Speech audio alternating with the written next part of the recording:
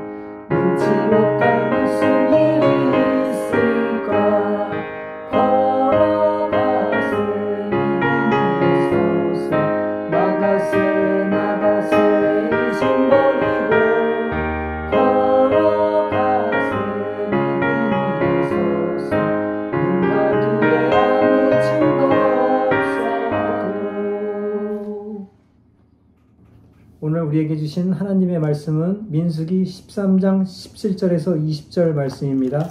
한 절씩 돌아가면서 교독하고 마지막 절은 함께 읽겠습니다. 7절 모세가 가나안 땅을 정탐하러 그들을 보내며 이르되 너희는 네겝길로 향하여 산지로 올라가서 그 땅이 어떠한지 정탐하라.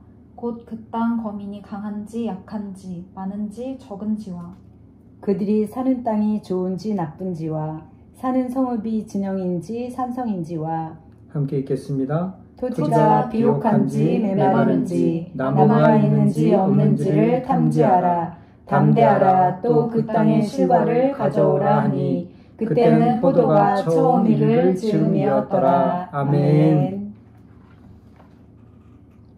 오늘의 말씀 요약입니다. 낮 예배 때 목사님 말씀을 통해서 또 청년부 예배를 통해서 들은 말씀을 기억하면서 한 단락씩 돌아가면서 읽도록 하겠습니다. 올해 우리 교회의 표어는 동행입니다.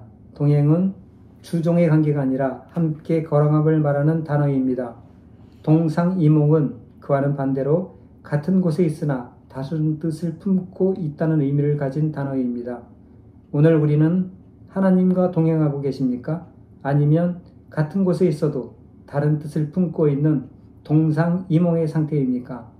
국민교육헌장에 나는 역사적 사명을 띠고 이 땅에 태어났다라는 문장처럼 우리는 어느 철학자의 말처럼 세상 속에 막연히 던져진 자가 아니라 하나님께서 분명한 목적과 이유를 띠고 세상에 보내신 사람들입니다. 하지만 우리는 과연 하나님의 부르심 앞에 서 있는지 그 사명을 분명히 가슴에 새기고 있는지를 물어야 합니다. 최근 많은 교회에서 예배가 사라져가고 열정을 적당함과 거래하며 의미 없는 가치관을 따르는 정체성을 잃는 모습이 많이 보이고 있습니다. 그렇기에 나를 향해 하나님이 기대하시고 이루려 하시는 일이 무엇인지 묻고 이 시간 무너진 소명의식과 사명감을 회복하는 저와 여러분이 되기를 축복합니다. 오늘 본문은 애굽에서 살았던 430년의 종살이를 뒤로하고 젖과 꿀이 흐르는 땅으로 하나님이 계획하신 땅을 향해 나아가던 이스라엘 백성들의 이야기입니다. 모세는 가던 길을 멈추고 가데스 바네아, 거룩한 곳, 사명의 자리라는 이름을 가진 곳에서 머물렀습니다. 거기서 모세는 각 지파에서 지휘관의 역할을 맡은 사람들을 하나씩 택하여 총 12명의 정탐팀을 꾸려 가나안 땅으로 보냈습니다. 그들이 맡은 사명은 그들이 앞으로 차지해야 하는 땅의 거민들을 비롯한 현지 상황을 파악하는 것이었습니다. 모세는 그들에게 증명할 수 있는 물건을 가져오라고도 했는데 이는 사견이 들어가지 않은 사실만을 파악하기 위해서였습니다. 그렇게 사명을 받은 정탐팀은 40일이라는 충분한 기간 동안 가나안 땅을 정찰했습니다. 정탐꾼들이 돌아와서 보고할 때 그들은 가나안 땅이 젖과 꿀이 흐르는 비옥한 땅이라고 보고하며 과실나무 가지를 꺾어 가져왔습니다. 여호수아와 갈렙이 그 땅을 차지하자고 덧붙였을 때 미래에 대한 소망과 기대가 백성들의 마음을 설레게 했습니다. 하지만 나머지 10명의 정탐꾼은 그 분위기에 찬물을 끼얹었습니다. 적이 우리보다 강하고 우리는 그 땅을 차지할 수 없다 라고 말한 것입니다. 그들은 그저 이성으로만 판단하고 하나님이 주신 믿음으로 상황을 보지 못했습니다. 또한 자기들의 주장을 뒷받침하기 위해 거주민들의 강함을 한껏 과장하여 보고했습니다. 그러자 희망의 자리가 되어야 했던 가데스 바네아는 대혼란과 절망의 자리가 되었습니다. 분명 모세는 가나안 땅에 믿을 만한 사람들을 보냈습니다. 하지만 모세의 기대와는 달리 완전히 기대와 정반대의 결과를 낳았습니다. 200만이 넘는 백성들이 모두 단 10명의 부정적인 말에 영향을 받고 낙심과 염려에 빠지고 말았던 것입니다. 오늘 이 말씀을 우리 상과 교회 공동체에 적용해 보아야 합니다. 여러분이 속한 하나비전 교회는 지난 44년 동안 광야를 걸어왔습니다. 비록 모진 바람을 맞고 때로는 어려움이 있었지만 그럼에도 거룩한 공동체를 여러분을 통해 세우셨습니다. 그 속에서 치른 싸움은 인간의 머리로 한 싸움이 아니라 믿음으로 이겨낸 싸움이었습니다.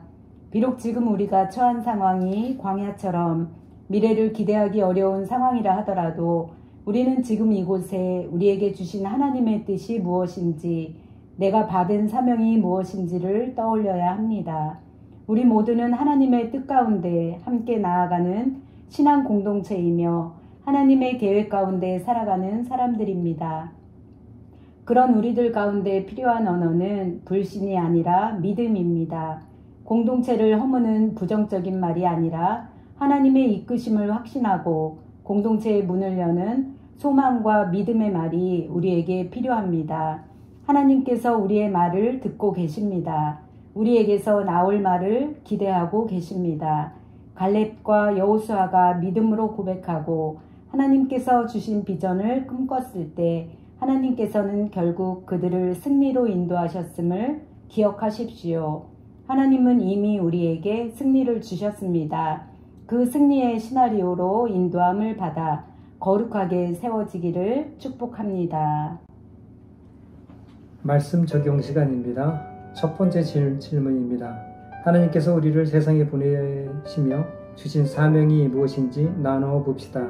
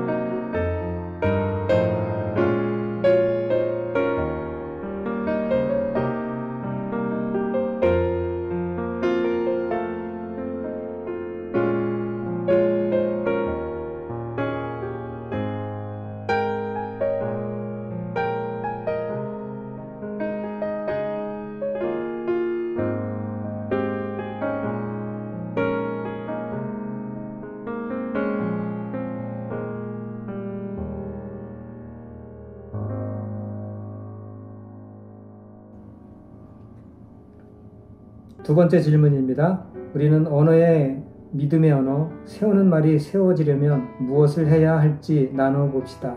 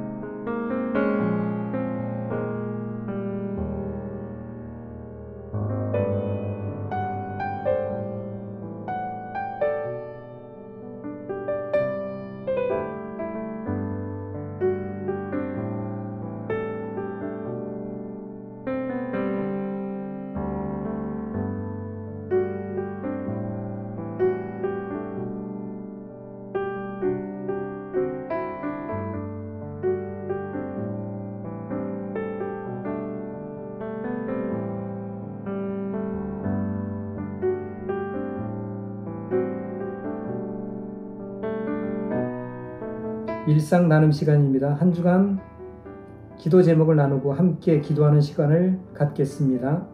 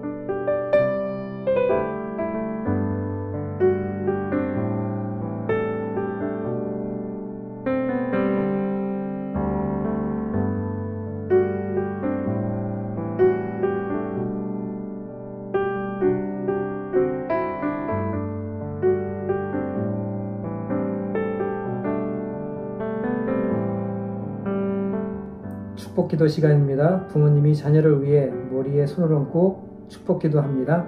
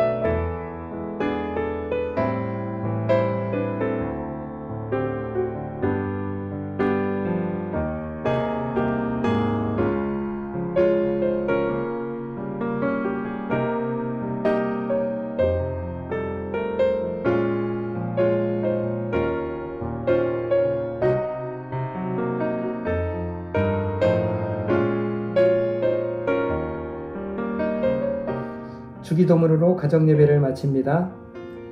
하늘에 계신 우리 아버지여, 이름이 거룩히 여김을 받으시오며 나라의 임하옵시며 뜻이 하늘에서 이루어진 것 같이 땅에서도 이루어지이다. 오늘날 우리에게 일용할 양식을 주옵시고 우리가 우리에게 죄 지은 자를 사하여 준 것 같이 우리의 죄를 사하여 주옵시고 우리를 시험에 들게 하지 마옵시고 다만 악에서 구하옵소서. 대개 나라와 권세와 영광이 아버지께 영원히 있사옵나이다. 아멘.